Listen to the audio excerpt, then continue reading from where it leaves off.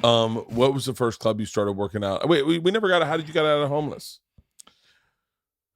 Well, it lasted for 2 years, and just a bunch of kind of things happened, but mainly they wanted me to.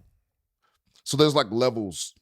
There was like levels of privilege that you would have from based on what you were doing with your life. Yeah. And so the next level of privilege, you needed to have a job. I'm so sorry. I just had a visual of, and as I laughed, I realized that must have been very difficult. But like, just a comic living in a shelter, just sitting on the couch all day playing video games, going, no, I'm a comic. This is what I do for a living. But then I realized it must have been hard to get out at night. Exactly. Well, that's as I started to laugh, I went, that's probably not a joke at all. So the place had a curfew, and so to get past the curfew and meet the job requirement, I had to prove that I was making enough money from comedy for it to count as a job, so I could get the next privileges. So I didn't have a curfew. Oh no, man! So I not to interrupt, but I'm sorry, but so you don't have a problem? Do you have a problem with people telling you what to do? It depends on who they are.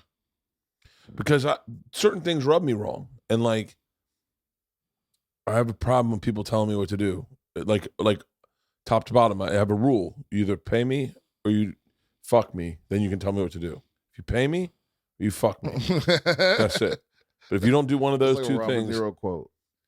But like, because to earn privileges in a shelter, I'd imagine there would be a lot of times you'd be biting your tongue or angry at the system you're in.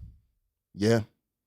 Well, that's what I was trying to tell you when you were asking me, like, what are the solutions? And I'm like, well, one of them is that the price for being, because here's the thing, ain't nothing free. Mm-hmm. So if the government is giving you somewhere free to live, the price is something else. Mm-hmm. You're giving up something else. And a lot of time, the price is your dignity, your agency. You agree to be treated like a teenage girl instead of a grown-ass man. You got a curfew. They decide when you eat, when you sleep, what you're, whether what you're doing counts as a real job. You have to save X amount of money. You have to show them a bank statement every month. And all that. And the problem is when you say that to the public, it all seems perfectly reasonable. It was like, yeah, well, we're spending money on this. But as a person in the situation, the way it feels, you feel like you're not an adult. And that's why a lot of homeless people choose the street over the shelters. So my fucking computer.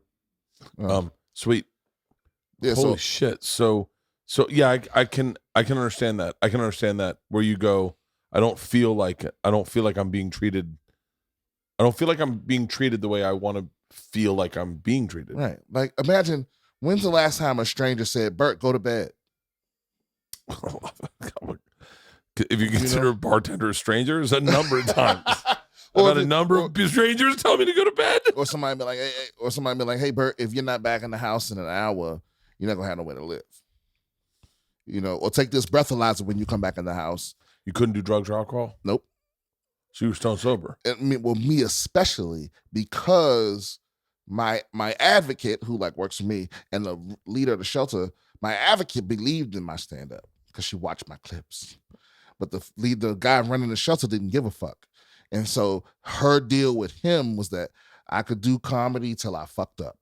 So I could stay out as late. I didn't have a curfew, and I could stay as late as I wanted, but I had to take a breathalyzer as soon as I walked in the house. Couldn't do it. And I had to take a drug test every time one came around.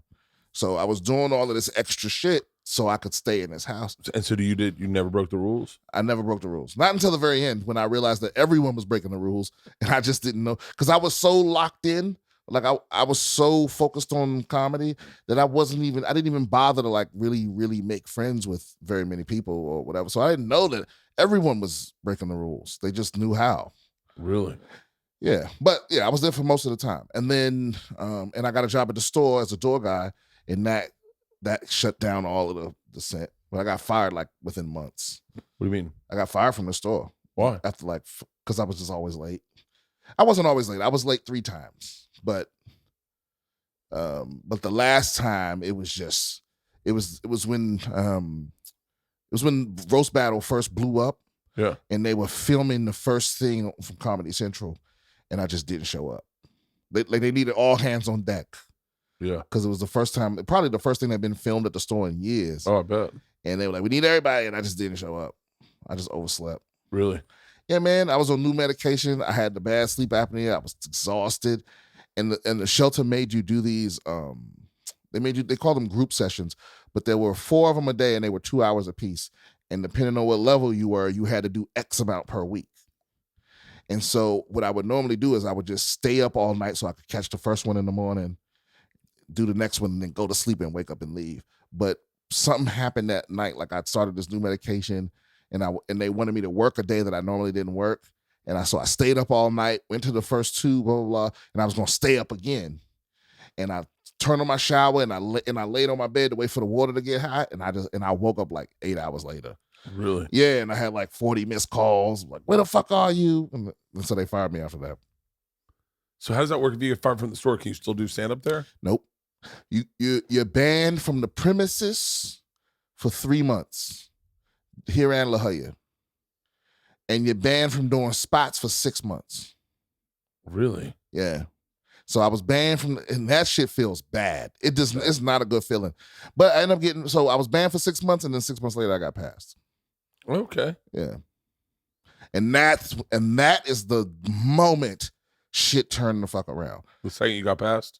6 months later, I won my settlement against the VA. I got like 10 grand or something like that. What do you mean? What do you mean settlement? So like if you file any kind of claim with the VA, like say you fuck your ankle up in the military or something, and you file a claim, they owe you money for that. But they'll deny you. Like if you don't know what you're doing and you're by yourself, they'll deny you. You got to keep trying. And this is like 3-4 years of me trying. But eventually, if you win the claim, what was your claim? We'll talk about it off the air. But my point is, if you win, they owe you back to when you filed. Oh wow! Right. So they eventually gave me my shit, and I was able to move out of the shelter. You got 10 grand? 10 grand. Yeah. And I was able to move out of the shelter. And but here's the fucked up shit. That didn't make it any easier to find somewhere to live. Right? Oh yeah, because my wife used to run apartment rentals. Yeah, because one, I'd had an eviction within like 7 years, which is how I was homeless. Yeah. And then 2, you're no income, minimum wage or whatever. And then 3, you're a disabled veteran. So all of these landlords, they think you got PTSD, Rambo. You're gonna wake up and murder them in the middle of the night. So, and they're not allowed to ask you, but they still do. Yeah. So all those things combined just made it fucking impossible. And I mean, you end up finding somewhere, but where did you find your first place? My first place was over on goddamn, the spot. Fuck, I can't remember the name of the spot where there's a Gelson's by a Scientology castle. Yeah, Franklin. Yeah. Damn, I was like, yeah. That's good. That's a good area. Yes, yeah, it was nice. It was a nice area. The house was aight. Just sublet? No, I ain't sublet. I was on a lease. Yeah? Yeah. The guy was cool. He ended up dying of COVID. Oh. But he ain't never fixed anything. That was the deal. It's like my rent was cheap, but the house was old. And you lived there by yourself? No. There were 4 of us. And so, do you have that moment where you get into your own bed in your own room for the first time with your own sheets and go, oh yeah, dude, I cried and I slept the best fucking sleep. And I just got in the machine, the CPAP machine. Man, it was like, I can't even explain it. I can't even explain how good it felt.